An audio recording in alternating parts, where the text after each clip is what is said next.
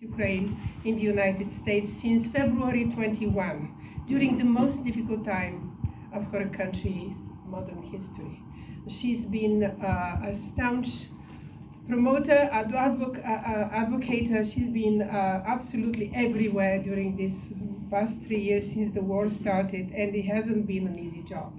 She was appointed Ukraine's Minister of Finance in 2018. She served before that as a Deputy Finance Minister. She served also as a Government Commissioner for Investments, and she put her indelible mark on Ukraine's finances.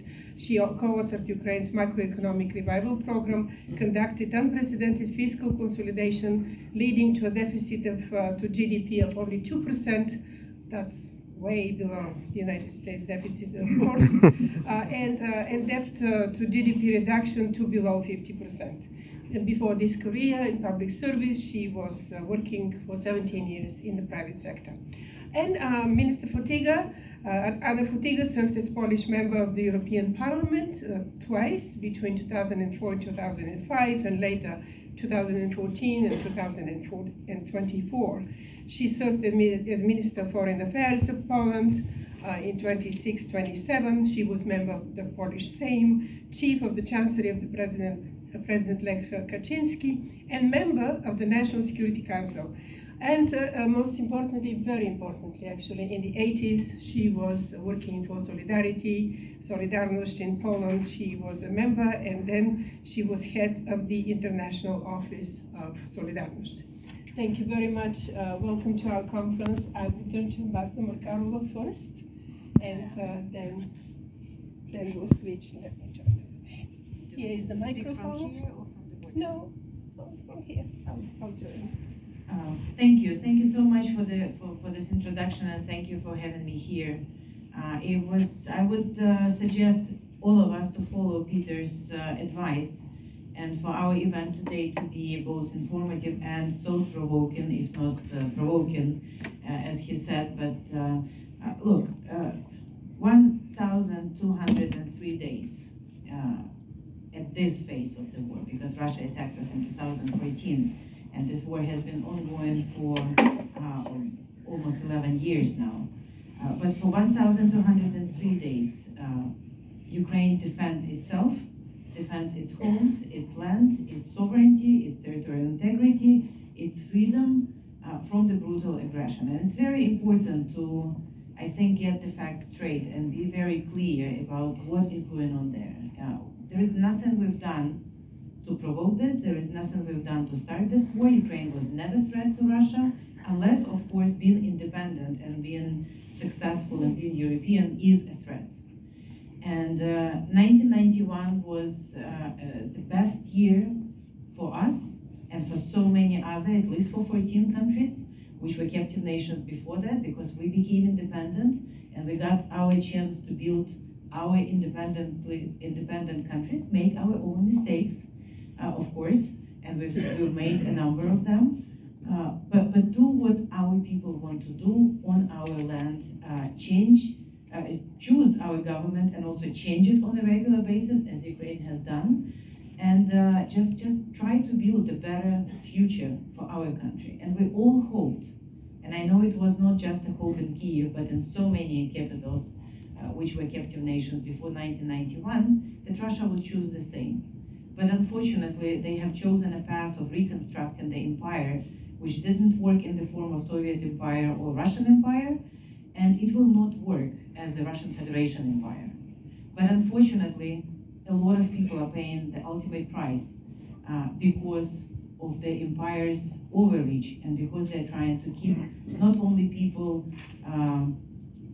in Russia from the freedoms that they deserve, but also keeping people outside in the other countries like Ukraine and killing on a daily basis.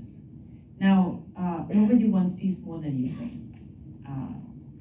We'd rather grow food, raise children, than fight and die on the battlefield, or die in our homes after nightly attacks like we see every day now.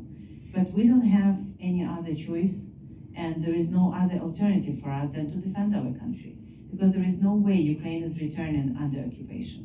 There is no way we want to all leave, like unfortunately people still live in Mariupol under occupation, when they have been tortured, raped, killed on a daily basis. There is no way we will leave our children, which were abducted by Russia and put into these re-education camps or speedy adoptions. And frankly, I want to emphasize, and that will be the thought-provoking part, that it's not just a challenge for Ukraine's policy. It's not just a challenge for Ukraine. It's not just Ukraine that suffers, although we suffer from these deadly attacks, of course, like no one else. But it's a challenge to all of us, because the very international rules that we thought are in place after the World War II, the fact that you cannot withdraw borders by force, the fact that you cannot attack independent, like your neighbor, the fact that you should not commit terrorist attacks, because this is what they are. When they bomb Kyiv, Odessa, Kharkiv, Kherson on a daily basis, these are terrorist attacks. It's a pure terrorism to send missiles or Shahed drones into peaceful cities and kill people in their homes or destroy hospitals or maternity wards, like 2 days ago in Odessa again. And it should be the question to all of us. If there is anything we can do about it, because Russia clearly cooperates very well with North Korea, with Hamas, with Iran. They clearly sell a lot to China and get a lot of spare parts from China, and they are helping all of them, Russia, to conduct their genocidal war against Ukraine. Now, are we, as countries who believe in the same values of freedom and democracy, are we capable together of putting the effort and helping Ukraine to defend ourselves? Again, it's nothing but defending ourselves from the aggression. And the last thought that I want to say is actually about Russia, and today is Russia Day. And I think the best thing we all can do on Russia Day is to say thank you to those who still fight for freedoms inside Russia. Unfortunately, there is not a lot of these people, and that's I personally expected more people to be there. But nevertheless, we have to praise the bravery of those who do fight, and people like Dasha Kozareva, who has been in prison for only putting a Taras Shevchenko quote on Taras Shevchenko monument in 2024 in St. Petersburg, and before that saying that it's actually very cynical to say something when St. Petersburg used to be the sister city of Mariupol, which was ruthlessly bombed and destroyed by, and she got the term prison in Russia's prison just because she said what I think all normal people understand and see. And also all the captive nations still inside Russia. I mean, all the people who are denied the right to study their own language, or to celebrate their own culture, or to live the way they want to live in their own, and even more so, they are militarized and they are sent to die on the battlefield in Ukraine without choosing that war. Because as you know, the mobilization in Russia is not happening in Moscow or St. Petersburg. It primarily happens in all those areas which could use the money that I used to fight the war to actually improve lives for the people in those republics. So, we will continue defending ourselves. We will continue pushing for peace. We will continue negotiating in good faith, even though we are not the ones who started this war. We're grateful to all of our partners who help us do it. But if you are interested in Russia's future, and if you think about Russia's future, then the best thing Russia can do for its own future is to stop this genocidal war and focus on its own future.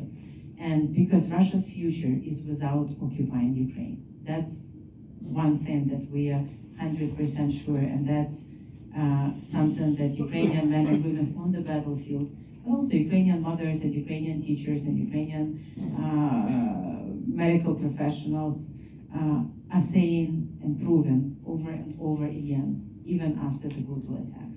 So thank you very much, and have a great discussion, and hope that this discussion, the third in Washington and 16, if I'm not mistaken, forum that has been conducted, will bring us closer to peace, because this is what we all need in order to move forward in making our world safer, better, and more prosperous, not more dangerous. And Russian aggression has definitely made it more dangerous. Thank you. Thank you very much, Ambassador.